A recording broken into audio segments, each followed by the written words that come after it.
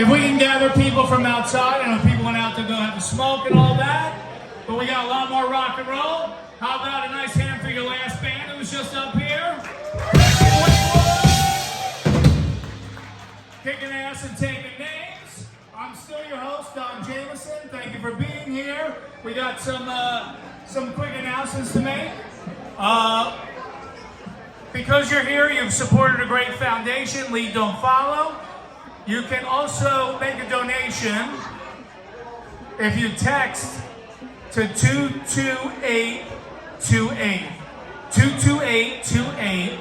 And if you forget the number, again, see Darren. He's walking around. He's the head of this. But you can donate to them. And if you do, they'll let you come pick a t-shirt off the merch booth. You can get my fancy face on a t-shirt. Or one of your favorite bands of people who actually have talent. But also don't forget, a lot of the bands have merch. So support the bands. Because cocaine doesn't pay for itself, let's be honest. It certainly doesn't. And he can't afford shoes, this guy. Put your foot up on the monitor.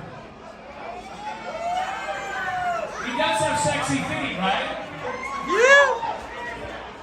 And that, that's the one part of your body, if you're a rock star, if it goes unprotected, you can't catch STDs, so that's good.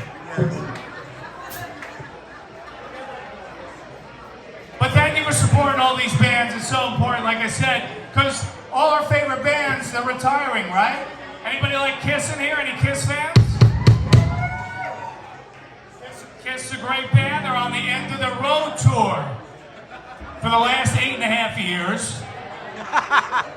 I think the end of the road tour has lasted longer than their original career with Peter, Chris, and Ace Frehley.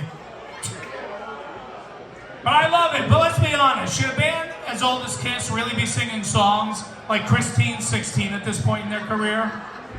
They should be writing about women their own age, like Mildred 73. And if you go see Kiss on the end of the road tour, there's 2 sections, vaccinated and unvaccinated. If you're unvaccinated, you sit on Gene's side, and when he breathes fire, it kills all the COVID in the room, so. But some bands say they're going to retire, and they don't. Imagine that. Guns N' Roses, right? Where's my GNR fans out there?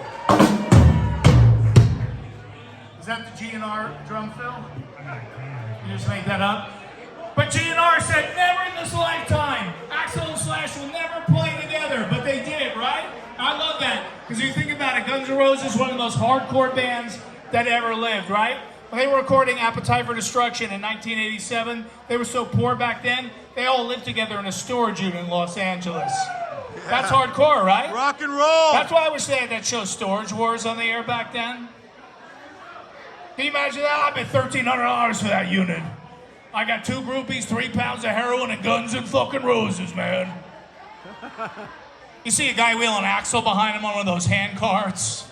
Guy next to him was all pissed off because he bid twice as much of the other unit and he got fucking Coldplay.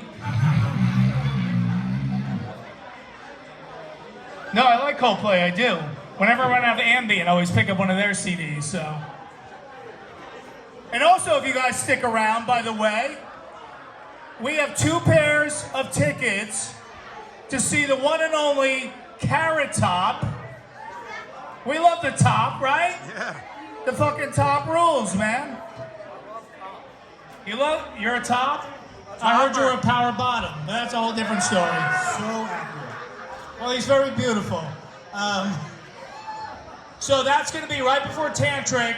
I'm going to come up, and Darren, do you have the raffle tickets? If you want to buy a raffle ticket, go to the front counter, get a raffle ticket. We're going to raffle that off. A couple of my comedy CDs, and a pair of Eddie Trunk's underwear. So, signed.